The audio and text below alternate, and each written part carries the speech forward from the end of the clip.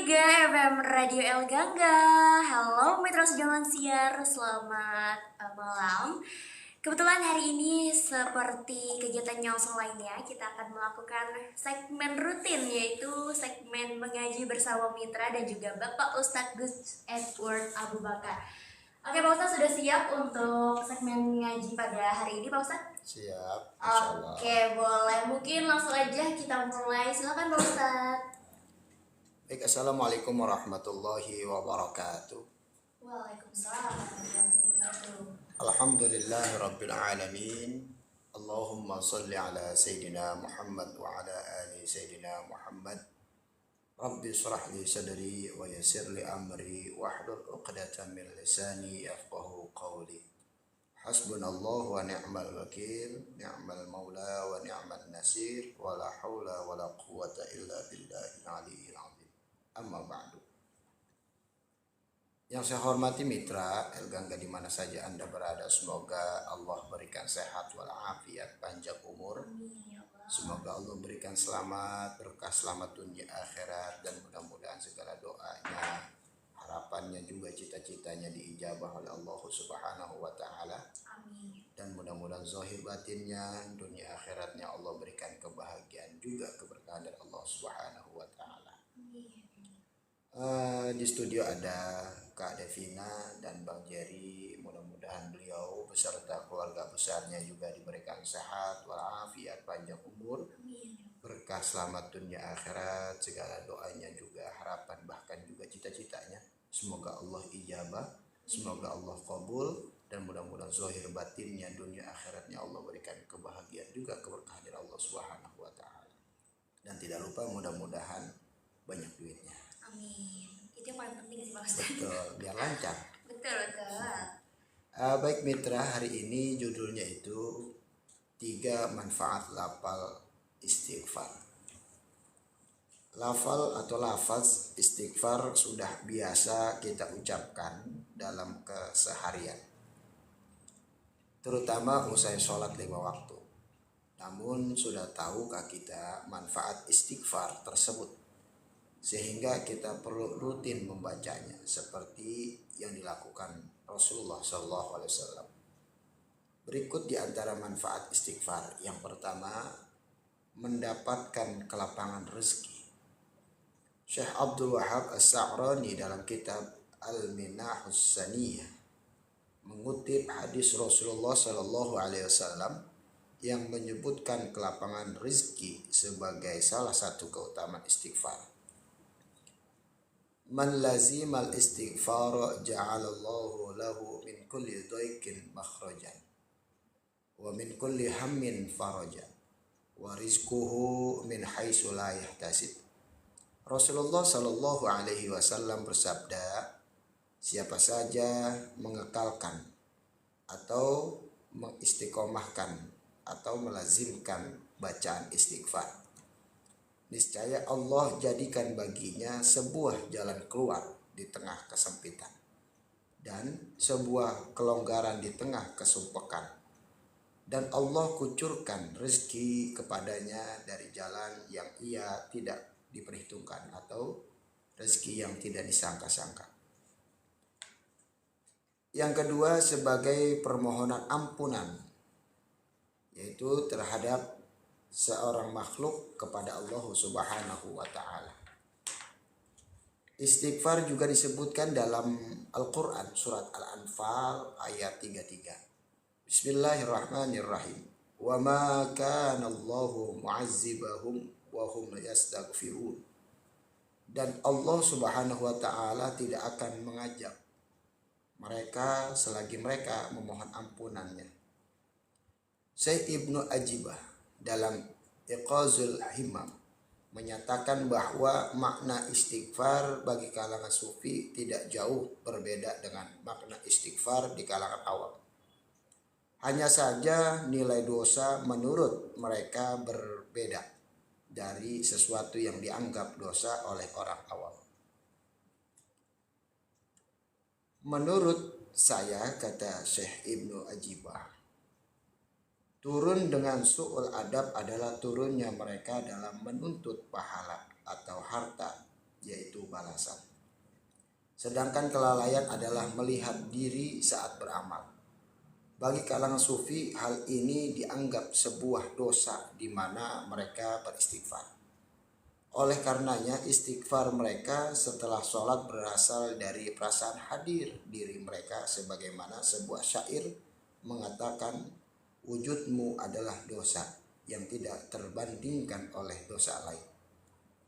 Yang ketiga, istighfar di akhir ibadah merupakan pengakuan atas kekurangan dalam ibadah tersebut. Syekh Abdul Wahab Asy'arani juga menjelaskan sebagai berikut, yang artinya Arifun menyepakati, orang-orang arif menyepakati anjuran istighfar usai beramal soleh. Dalam riwayat, para sahabat bercerita bahwa Rasulullah Shallallahu Alaihi Wasallam beristighfar 3 kali tiap selepas sholat wajib ataupun yang sunnah. Maksudnya menetapkan syariat istighfar usai beramal bagi umatnya, sekaligus mengingatkan akan ketidaksempurnaan ibadah mereka. Jadi mitra Elganggang, sangat kudu mesti kita harus beristighfar kepada Allah Subhanahu wa taala. Minimal kita mengambil makna, yaitu pengakuan kita sebagai makhluk akan dosa, akan kesalahan, akan khilaf kita, apa yang kita lakukan kepada makhluk-makhluknya Allah, terlebih lagi kepada Allah Subhanahu wa taala. Istighfar juga tanda bukti, kalau kata orang Betawi, idep. Orang yang idep insya Allah dihargai. Ini idep kita kepada Allah Subhanahu wa taala, sehingga Allah memberikan daripada manfaat-manfaat daripada bacaan istighfar. Salah satunya tadi sudah diutarakan, yaitu mendapatkan kelapangan rizki, terus sebagai permohonan ampunan, dan juga istighfar setelah beribadah kita beristighfar. Itu tanda bukti kita mengakui apa yang kita lakukan, baik itu ibadah, takutnya banyak kurang, takutnya ada kesalahan dan lain sebagainya, maka sebaiknya kita beristighfar kepada Allah Subhanahu wa taala. Istighfar itu ada yang pendek, astagfirullahaladzim, ataupun astagfirullahaladzim alladzi la ilaha illa huwal hayyul qayyum wa atubu ilaih, ataupun lebih pendek, astagfirullah. Silakan kita lazimkan istighfar. Intinya jangan ditanya jumlahnya berapa ya, tapi banyakin. Karena kalau ditanya jumlahnya berapa nih, itu berarti kita harus ketemu. Ya, kalau saya katakan lazimkan atau istiqomahkan, biasakan istighfar, sudah. Tinggal dibaca, nggak usah dipakai dihitung. Tapi resep tuh, senang aja pakai tasbih, enak, terus berapa kali kuteran. Tapi jangan diistiqomahkan hitungannya. Silakan kita baca, atau tasbih digital dan lain sebagainya. Kalau kita istiqomahkan hitungan, misalkan sekali duduk gitu ya, kita baca istighfar 100, maka harus punya guru yang mengijazahkan hitungan tersebut. Karena khawatirnya kalau ada hitungan tersebut sehingga kita lakukan dengan istiqomah, takutnya terkenapa-napa dengan diri kita. Maka kita lazimkan istighfar itu, tidak usah kita hitung. Kalau yang pernah saya rasakan ketika istighfar itu malah nggak mau berhenti ya, saking enaknya beristighfar, astagfirullah, astagfirullah, astagfirullah, astagfirullah. Mau kita senang ataupun kita sulit ataupun kita susah, maka kita baiknya itu istighfar mohon ampun kepada Allah Subhanahu wa taala. Ya minimal kita eling lah, hidup bahwa kita manusia biasa, manusia yang tidak luput daripada dosa dan salah. Kita butuh Allah, mohon ampunan dari Allah dan mohon petunjuk dari Allah Subhanahu wa taala. Insyaallah bisa kita lakukan istighfar di mana saja. Wallahu a'lam bishawab. Oke, baik Pak Ustadz, Masya Allah, akan menjadi pembelajaran baru tentunya di hari ini ya, manfaat-manfaat dari istighfar itu sendiri. Nah Pak Ustadz, ini ada satu pertanyaan dari pendengar setia mitra Radio El Gangga. Assalamualaikum Gus, katanya. Waalaikumsalam. Mau nanya, mohon penjelasannya, apakah benar istighfar itu bisa mengabulkan doa, dan kalau misalkan bisa, bentuknya seperti apa Pak Ustadz? Baik. Saya jawab dengan logika aja. Ya. Ada seorang anak, ya dia mungkin di mata orang tuanya memiliki salah dan dosa ya. Kita bermain logika aja. Karena Islam itu harus berlogika, tapi banyak juga tidak dengan logika. Salah satu siksa kuburan, mana buktinya logika kita nggak sampai, kecuali dengan keimanan. Jadi apakah mungkin dengan beristighfar itu doa-doa kita diijabah oleh Allah Subhanahu wa taala? Kalau saya jawab bukan mungkin, pasti. Kalau mungkin itu kan 50-50 ya, antara iya dan tidak. Pasti.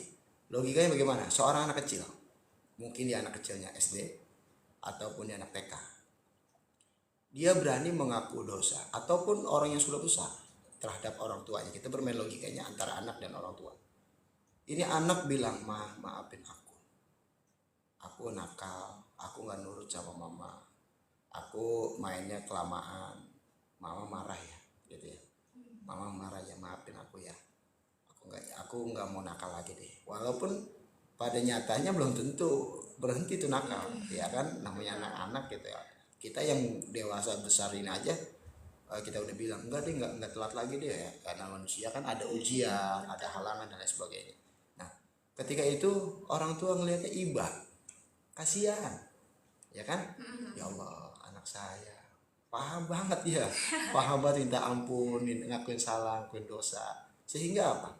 Anaknya itu nggak minta apapun, dia hanya dia hanya ngakuin dosanya, sehingga orang tuanya nawarin, ya udah, kamu udah jajan belum hari ini? Ya kan? Udah mah, yaudah jajan lagi sana. Kamu pengen beli es krim atau pengen beli apa? Gitu. Nggak usah mah, udah beli aja. Ini secara spontan, walaupun kita udah cukup gitu ya, walaupun kita udah cukup, pasti ditambah lagi, pasti dikasih lagi sama Allah Subhanahu Wa Taala. Itu hanya makhluk, itu hanya orang tua kepada anaknya. Bagaimana kita sang makhluk kepada sang Khalik, yaitu pencipta kita.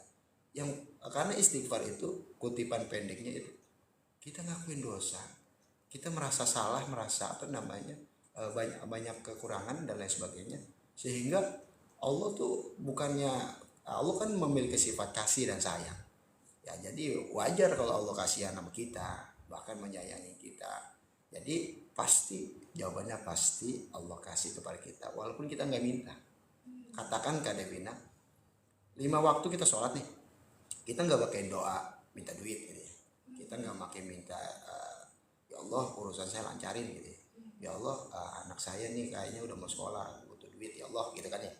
Ini nggak pakai, cuma istighfar doang, astagfirullah, tapi di hatinya ya Allah tolong saya, ya Allah maafin saya, ya Allah berikan petunjuk kepada saya. Nggak minta rezekinya, nggak minta bagi uang, ataupun saya butuh uang untuk misalkan anak saya sekolah masuk dan sebagainya, nggak minta, nggak ada kutipannya, cuman ya Allah tolong saya, ya Allah ampuni saya, ya Allah tunjukin saya, ya Allah saya nggak punya daya, saya nggak punya upaya, ya Allah saya nyerah lah gitu ya, nyerah udah nggak bisa lah gitu. Dengan istighfar, astagfirullah, dinikmatin hatinya, berkomunikasi dengan Allah Subhanahu Wa Taala, pasti diijabah oleh Allah Subhanahu Wa Taala. Karena istighfar ini adalah amalan yang dahsyat, amalan yang jelas yang ada di agama Islam. Begitu kan? Oke, baik. Terima kasih Pak Ustadz. Mungkin untuk mitra yang bertanya dapat terbantu jawabannya ya dari Pak Ustadz tadi. Oke, untuk pertanyaan selanjutnya nih Pak Ustadz dari mitra lagi nih. Assalamualaikum Gus Edward. Waalaikumsalam warahmatullahi wabarakatuh. Katanya coba dong Gus tolong disebutkan waktu-waktu terbaik untuk beristighfar selain sehabis sholat. Baik. Istighfar tadi habis sholat dan habis ibadah. Misalkan kita habis ibadah, kan gini, orang Islam itu segala sesuatu itu bisa jadi ibadah, Kak Devina. Contohnya kan kita makan bisa jadi ibadah. Sebelum makan, Allahumma barik lana fima razaqtana wa qina adzabannar. Alhamdulillahilladzi at'amana wa saqana wa ja'alana minal muslimin. Istighfar tuh, astagfirullah 3 kali aja minimal. Maka itu menjadi waktu yang baik. Dan istighfar itu waktu yang bagus adalah ketika berdoa. Berdoa ini waktunya tidak bisa ditentukan. Salah satunya habis sholat, salah satunya mungkin kita lagi puyeng, berarti doa hampir tiap detik. Jadi bagusnya istighfar itu ketika kita berdoa. Jadi susunannya istighfar dulu, hamdalah itu kayak gini, alhamdulillahirabbil alamin, itu pendek aja. Makanya saya di Radio Al-Gangga ini pasti pendek. Alhamdulillahirabbil alamin, salawat Allahumma sholli ala sayyidina Muhammad wa ala sayyidina Muhammad. Biar ringan. Biar ringannya apa? Biar mitra bisa dengerin, syukur-syukur bisa ngikutin. Kalau saya bahasa contohkan panjang, alhamdulillahilladzi alhamdulillah hamdan syakiran katsiran mubarakan fi. Allahumma sholli ala sayyidina, itu kan terlalu panjang.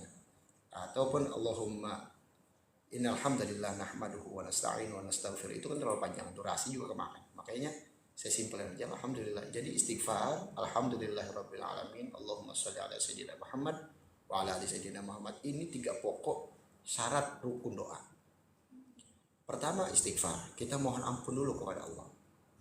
Setinggi-tingginya atau sesuci-sucinya kita pasti punya dosa. Kita ngaku dulu, walaupun katakan kita nggak punya dosa. Tapi contohnya gini, Kak Devina punya adik, rajinnya luar biasa, nurutnya luar biasa, udah nggak ada kurangnya nih adik. Tapi dia selalu bilang, Kak maafin aku ya. Itu bagaimana perasaannya? Merinding ya? Merinding dan agak sedih sih Ya, Ustaz. emang kenapa gitu kan ya? Benar. Pasti kan kita tambah perhatian lagi sama dia. Nah itu, jadi istighfar itu bukan minimal sih. Kalau saya sih biasanya maksimal 3 kali. Habis itu hamdalah, habis itu sholawat, ditambah syahadat boleh banget gitu ya. Habis itu baru pokok doa kita. Nah selain itu istighfar itu bagusnya adalah tengah malam, di pagi dan sore. Nah malam itu kan bahasanya sebaik-baiknya kita tempat untuk berkomunikasi kepada Allah di tengah malam. Kita banyak masalah, banyak ujian, kita berat, kita lemah dan lain sebagainya. Tengah malam kita ngadu. Kenapa tengah malam? Logika aja. Mungkin habis sisa kita sholat, ya kan, kita mohon buat sama Allah. Kita masih ada rasa malu kan, kadang-kadang netes, ada orang lihat, lu ngapa? Malu dong, ya kan? Nggak jadi nangis, oh udah gitu. Apalagi orang tua yang lihat, enggak deh kayaknya deh.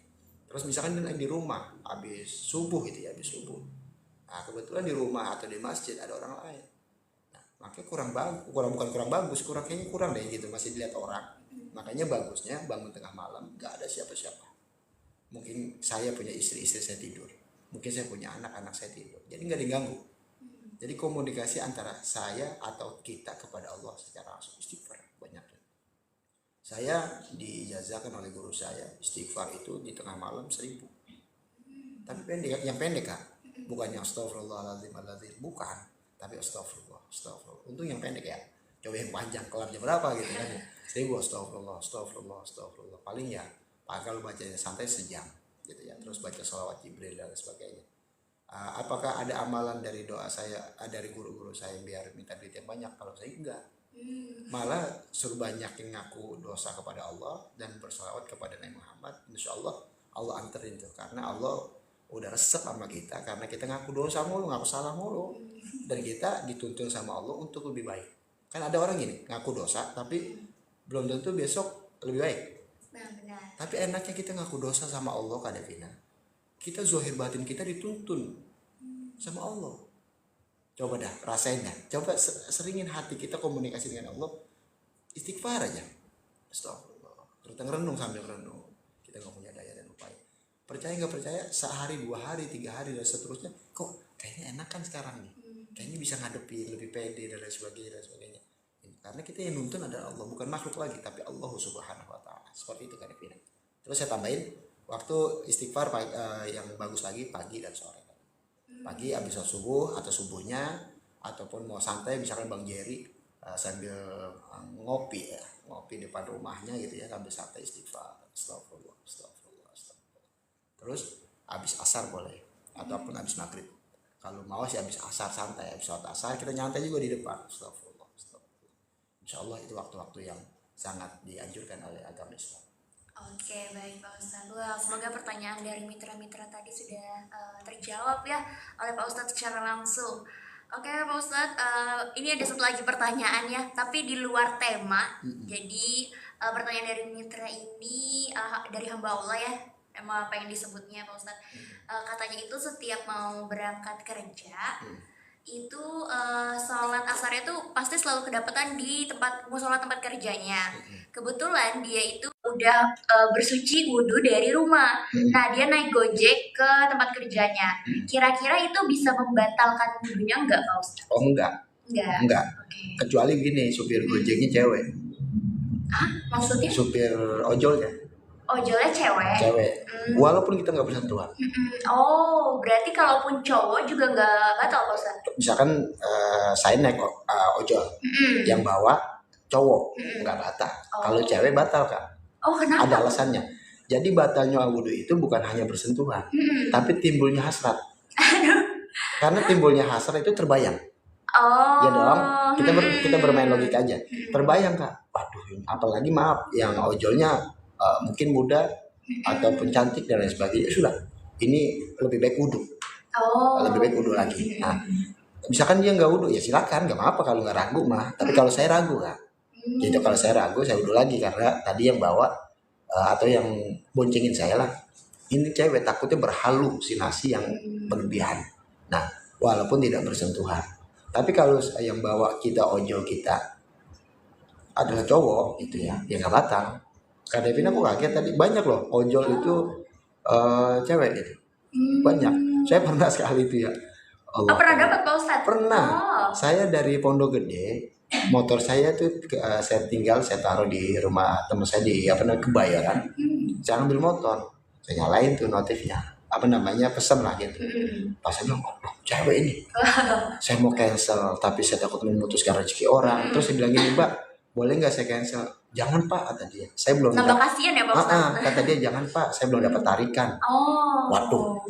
Udah kalau itu belum nyampe tuh, tapi saya ajak komunikasi aja dulu. Dia belum berangkat malah. Boleh nggak saya bawa aja? Saya bilang, nggak usah katanya. Takutnya nanti orang saya ketahuan gitulah. Ya udahlah, Bismillah udah. Akhirnya dibawa dari Pondok Gede ke Bayoran lumayan jauh gitu ya, lama gitu ya. Ya udah, tapi saya bilang Pak saya kasih jarak ini iya. Karena setan itu kan jangan kan cowok sama cewek, cowok sama cowok aja ada setannya. Kan begitu ya logika aja ya. Cewek sama cewek ada setannya. Nah makanya yang baik itu adalah kita memperbaiki halu kita, pikiran kita. Jadi kan pernah dengar Kak Devina mungkin pernah dengar. Jadi Allah itu tergantung perasaan hambanya. Maksudnya gimana tuh Pak Ustadz? Jadi gini, orang itu kayaknya dosa orang itu kayaknya rese tuh. Orang itu kan itu suudzon ya. Sehingga Allah buktikan itu. Aturan dia orang itu baik kepada kita karena orang itu melihat kita kok ini orangnya niat gua kayaknya begini banget ya. Akhirnya dijudes juga tuh. Nah ini jadi makanya rezeki kita salah satu istighfar tadi ya. Istighfar memperbaiki diri kita. Prasangka juga. Jadi ntar percaya nggak percaya melazimkan istighfar ini prasangka kita dituntun kan. Minimal yang timbul apa Kak? Apa Pak Ustadz? Gue sering banget istighfar. Masa gue berusaha kamu? Jadi kayak ada yang nuntut gitu lah. Udah deh nggak usah deh. Udah tulus aja deh. Gitu. Jalanin aja deh gitu. Bodoh amat orang mau ngapain kayak gitu. Jadi ada yang nuntut sendiri. Oke baik Pak Ustadz, terima kasih atas jawabannya. 3 pertanyaan tadi sudah dijawab ya untuk pendengar setia dari Mitra El Gangga. Oke baik Pak Ustadz, waktu sudah menunjukkan pukul 18.38 yang artinya kita harus mengakhiri segmen ngaji pada malam hari ini. Mungkin silakan untuk Pak Ustadz dipimpin untuk doa penutup. Baik Mitra El Gangga, Bismillah. Kita kapan saja, kita di mana saja. Yang penting tempatnya baik, jangan dalam kamar mandi. Jangan tempat ya pokoknya yang tidak baik lah, jangan kita rajinkan mulai sekarang istighfar kepada Allah. Kita nikmati, jadi jangan istighfar jangan lisan aja, kita nikmati dalam hati karena di baliknya istighfar itu selain mengajarkan kita mengakui dosa dan juga kita diajarkan bagaimana kita lemah, kita tidak punya daya dan kita butuh pertolongan Allah. Insyaallah Allah memperbaiki zahir batin kita. Bahkan tadi saya bilang maka Devina Allah yang nuntun kita menjadi baik, menjadi lebih pede lah gitu ya, lebih berani lah untuk dan kita bahkan ditunjukkan sama Allah banyak jalan keluar dan solusi-solusi yang kita hadapi. Maka Bismillah kita niatnya kepada Allah, benar-benar Allah memperbaiki diri kita beristighfar kepada Allah kapan saja dan di mana saja, khususnya ketika habis sholat dan kita berdoa kepada Allah. Baiknya kita beristighfar kepada Allah Subhanahu wa taala. Mari kita berdoa kepada Allah, mudah-mudahan doa-doa kita dijabah oleh Allah Subhanahu wa taala dan kita zahir batin kita dituntun menjadi baik dan lebih baik untuk mendapatkan ridho dari Allah Subhanahu wa taala. Astaghfirullahaladzim, astaghfirullahaladzim, astaghfirullahaladzim. Alhamdulillahirabbil alamin. Allahumma shalli ala sayidina Muhammad wa ala ali sayidina Muhammad. Allahumma inna nas'aluka salamatan fid din wa afiatan fil jasad wa ziyadatan fil ilmi wa barakatan fil rizqi wa taubatan qabla al maut wa rahmatan indal maut wa maghfiratan ba'dal maut. Allahumma hawwin alaina fi sakaratil maut wa najatan minan nari wal afwa indal hisab. Allahumma la tuzigh qulubana ba'da idh hadaytana wa hab lana min ladunka rahmah innaka antal wahhab. Allahumma ighfir lil mu'minina wal mu'minat wal muslimina wal muslimat al ahya'i minhum wal amwat. Rabbana ighfir lana wa li ikhwanina alladhina sabaquna bil iman wa la taj'al fi qulubina ghillan lil ladzina amanu rabbana innaka ra'ufur rahim. Rabbi ighfir lana wa li walidayna warhamhuma kama rabbayana shighara. Rabbi zidna ilman warzuqna fahman. Rabbana hab lana min azwajina wa dhurriyyatina qurrata a'yun waj'alna lil muttaqina imama. Rabbana hab lana minas salihin. Rabbana hab lana minas salihin. Rabbana hab lana minas salihin. Rabbana atina fid dunya hasanah wa fil akhirati hasanah wa qina adzabannar. Wa sallallahu ala sayyidina Muhammadin wa ala alihi wa sahbihi wasallam. Walhamdulillahi rabbil alamin. Assalamualaikum warahmatullahi wabarakatuh.